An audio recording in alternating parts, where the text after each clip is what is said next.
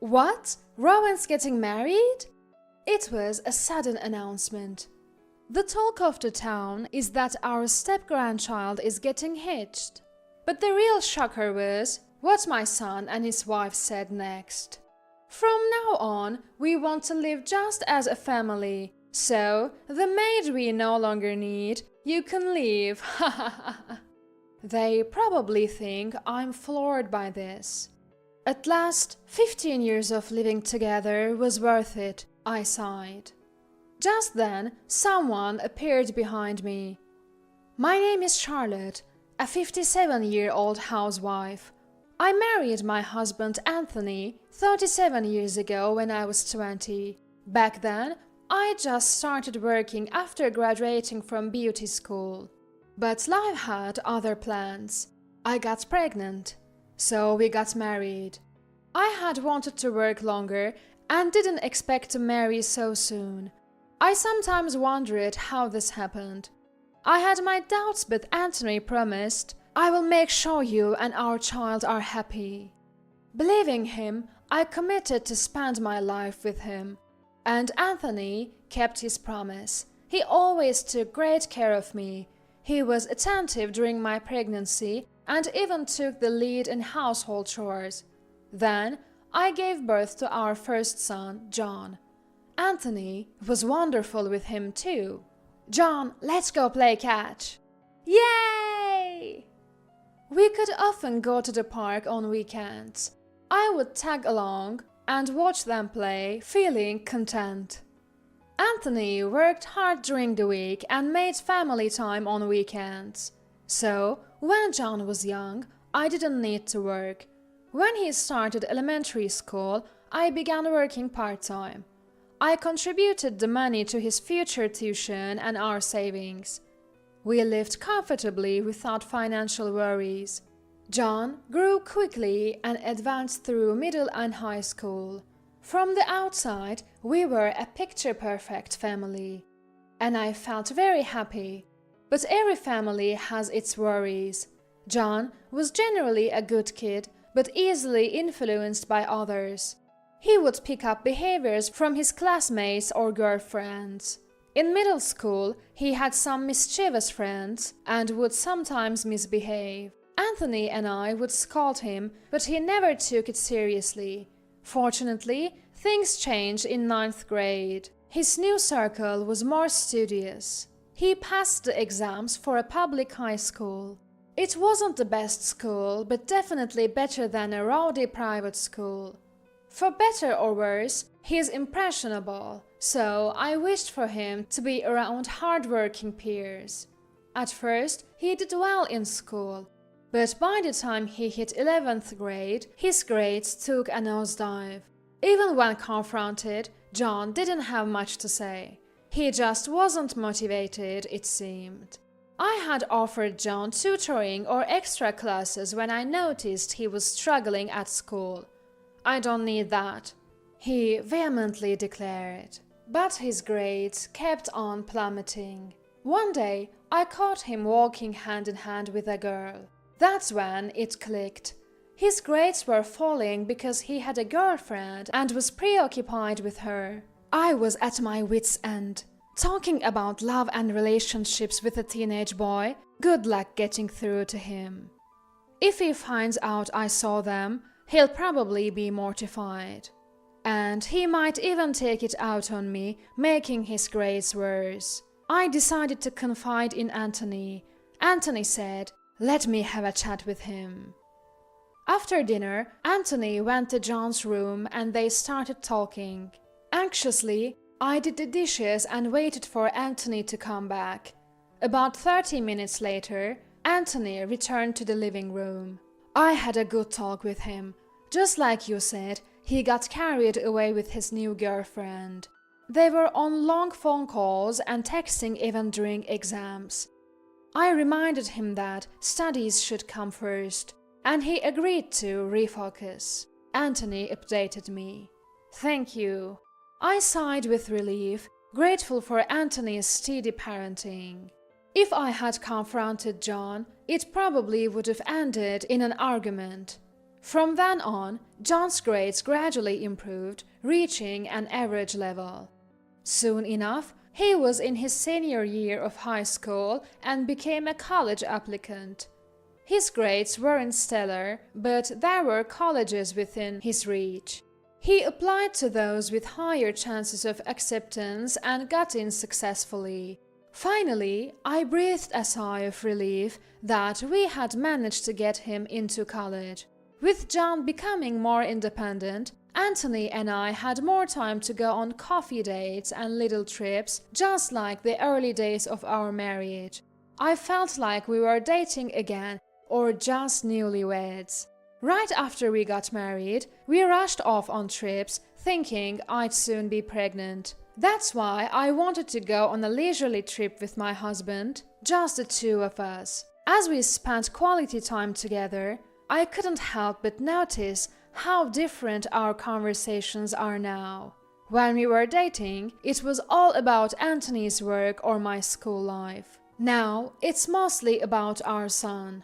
Couples who've been through parenting end up talking about their kids, no matter how old they get.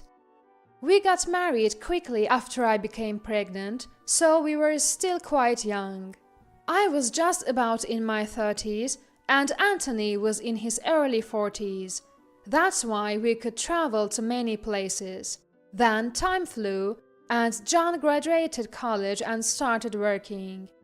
Just when we thought our parenting days were over, John dropped a bombshell. I've decided to get married. Anthony and I couldn't believe our ears.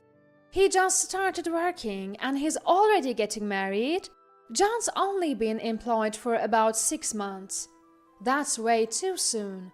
We were worried as parents, but then we realized we got married even earlier than he did. But Anthony was 25 and had been working for 3 years. So we still thought John was rushing things. Did she get pregnant or something? Is that why you're hurrying? Since we got married due to a pregnancy, we asked him that.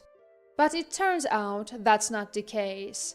No, I genuinely want to marry her, John confidently said. Anthony and I felt relieved. It seems like John is truly in love, and that's comforting. He's passionate and employed, so that's a good start. A few days later, we meet John's fiancée. But Anthony and I are in for another surprise. Hi, I'm Haley. Next to John's fiancée is a child, roughly between 3rd and 6th grade. Our attention shifts entirely to the boy. Who's this young man? It can't possibly be John's child. So that means... This is Rowan, my stepchild. Stepchild? Turns out the boy is Haley's child from her previous marriage. We were stunned because we had no idea that there was a stepchild involved. I'm sorry, I haven't told my parents about the child yet. Ah, I see. Seeing our reaction, Haley also seemed puzzled. We can't stay silent forever, so I cautiously start to ask questions. So, where did you two meet? We met at work. Haley was a secretary at the company where I got my job. I see. How old are you, Haley? And how old is Rowan? I'm 30 and Rowan is 10. I see. So, she had her child when she was around 20, just like me. I hate to ask, but why did you divorce your previous husband? He cheated on me. I see. Mom, Dad, you're firing questions too fast. Sorry about that. We were a bit overwhelmed with all the new information, but John seemed committed to marriage and taking care of the child, so we gave our blessing. And so John and Haley got married. They've been living happily ever after with Rowan. There are concerns, but it's good to see John leading a happy married life. But then, about 6 months later, another issue arises. Anthony suddenly falls ill. This leads to a situation where he needs constant care. From that point on, I started taking care of Anthony at our home. Though we have ample savings, managing household chores and caregiving alone was tough. Still, I want to properly care for the man I committed my life to. That's what I was thinking when my son and his wife came to visit. Mom, isn't it hard to take care of Dad alone? How about we move in? What? Turns out they were suggesting that we all live together. I was thrilled when my son and daughter-in-law suggested that we live together, so we quickly moved in with each other. Although not related by blood, I was happy to spend more time with my step-grandchild. I hadn't met Rowan, our step-grandchild, more than a few times, but he always greeted me with a smile.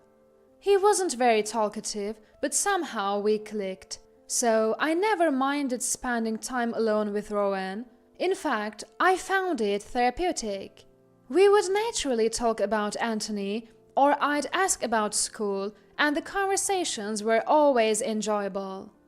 Life with my son's family was very fulfilling when I was spending time with Rowan.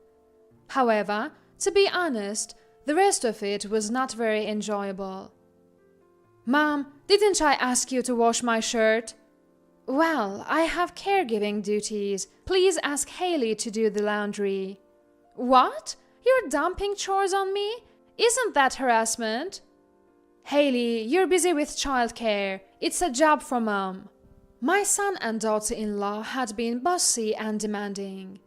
Haley never did any housework and claimed to be busy with childcare, but it seemed like she wasn't doing anything from my point of view.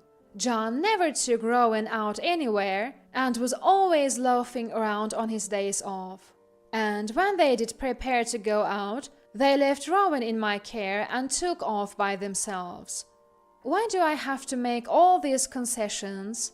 In the end, my responsibilities increased from housework to caregiving to childcare. Amidst this, sadly, Anthony's health deteriorated and he passed away. I was devastated. Anthony, despite requiring care, could still converse, and talking to him had been my stress reliever. With my long-term partner gone, it felt like there was a gaping hole in my heart.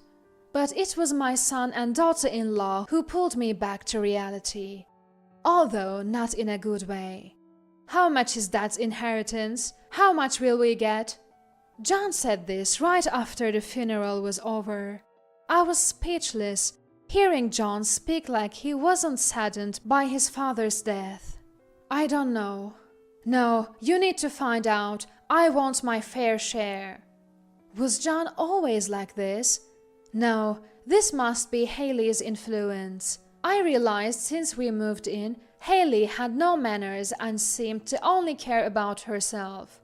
It's like everything else doesn't matter and there's no need for consideration. And John was probably influenced by her lack of consideration for others. Fine, we had a lawyer. He should be holding the will. After explaining this to John, I collapsed on the sofa, drained. Grandma, are you okay? The one who asked this was Rowan. Yes, I'm okay, thank you. Grandma and Grandpa were always kind to me. Now I will grow strong to protect Grandma. Rowan. Moved, I stroked Rowan's head. Even without blood relations, bonds can deepen. That was exactly my relationship with Rowan. If Rowan could say such kind words, why couldn't John? Later, when the lawyer brought the will, my son and his wife complained about it. Isn't it unfair that Mom gets more? We are the ones who needed more financially. Look, it's what's written in the will. I don't care about that. So, Charlotte, you'd ignore us even if we're struggling financially? Well, if it comes to that, Rowan will just have to start working as soon as he finishes middle school. What? You'd make him drop out? If there's no inheritance, life will get tough. We won't be able to afford tuition, so Rowan would have to drop out and work. That's just... My son and his wife tried to exploit my close relationship with Rowan, becoming more confrontational and instilling fear in me. Fine, we can split it in half then, okay? Why didn't you say that in the first place? They agreed with a snide smile as I proposed this. From that point on, they kept threatening to make Rowan drop out, intimidating me. I felt compelled to comply with their demands, losing my spirit to resist and becoming submissive. Time flew, and before I knew it, Rowan had graduated college and was of working age. Has it really been over 10 years since we first met? Though I was filled with emotion, the hardship continued. My son and his wife continued to squat in my house even after Rowan became independent. Moreover, John quit his job and spent all day at home with Haley. I no longer had the energy to evict them, so just hoping for a peaceful day. I spent my days thinking that way. Then, 3 years later, it happened. Rowan is getting married? It was sudden news. It turns out that Rowan is getting married. And to my surprise, my son and his wife said, "Now we'll live on our own, so you're not needed anymore, housemaid. Please leave." What? They smirked, probably thinking I'd be shocked. But I couldn't contain my joy. Finally, 15 years of putting up with you both was worth it. My liberation day has come. What? What are you talking about? Confused, they didn't react as I expected. Just then, someone appeared behind me. "Grandma, I'm home. Welcome back, Rowan." "Rowan? Why are you back?" "You didn't say you'd be back today." I told Grandma. I was going to surprise you all about getting married, but looks like Mom and Dad spilled the beans. Rowan said this, and they smirked again. "Ah, so you were also looking forward to kicking Grandma out of this house?" "What? No, this house doesn't belong to anyone anymore." "What?" My son and his wife were shocked at Rowan's words. "What do you mean?" "Grandma already sold the house." "What the heck? Why would you do something like this?" John was fuming. His face beet red. "This house is in my name. I inherited it, so I have every right to sell it." "What are we supposed to do now? Where will we live?" "Yeah, we were planning on living here with Rowan and his wife as a family of 4. John and daughter-in-law were equally furious. But Rowan responded calmly. "Actually, that was a lie." "What?" "I'm planning on living somewhere else with my wife and Grandma. I came here today to pick her up." "Wait a minute. Rowan, why are you taking this old woman with you? She's not even related by blood." "That doesn't matter. To me, Grandma is more family than my biological mom or stepdad ever were. I can't stand how you guys have always treated her. I lied about living together to throw you off guard. You would have treated my wife like a housekeeper, wouldn't you?" John and daughter-in-law looked shaken. "I can't expose my wife to people like you." "Are you abandoning your parents?" "I don't remember raising a child like you." "I don't remember being raised by you guys either. Leave the house before the cops get involved." "I can't believe this." John and daughter-in-law were in despair, their faces turning pale. And understandably so. The young couple, my son and his wife, were always buying designer goods and gallivanting around, even though neither worked. The money came from the inheritance they split with me. But money isn't endless, and they were close to depleting their share. They must felt lucky when Rowan decided to move in with them. Well, their luck ran out pretty fast. As they stood there with pale faces, I packed my bags with Rowan and left the house. After that, they were evicted and now supposedly live in an old apartment. They continue to spend recklessly, accumulating debt. Despite working multiple part-time jobs, they can't escape their mountain of debt due to their spending habits. On the other hand, I've moved into a spacious apartment where Rowan lives. Then Rowan got married, and now the three of us live together. Rowan's wife is such a wonderful person. I took to her immediately. Having trained as a beautician, I sometimes cut and style their hair. Everyone at work always compliments me on the styles you do, grandma-in-law. Rowan's wife is always delighted to report this. Now, every day is joyous as we gather around the dinner table, and I couldn't be happier.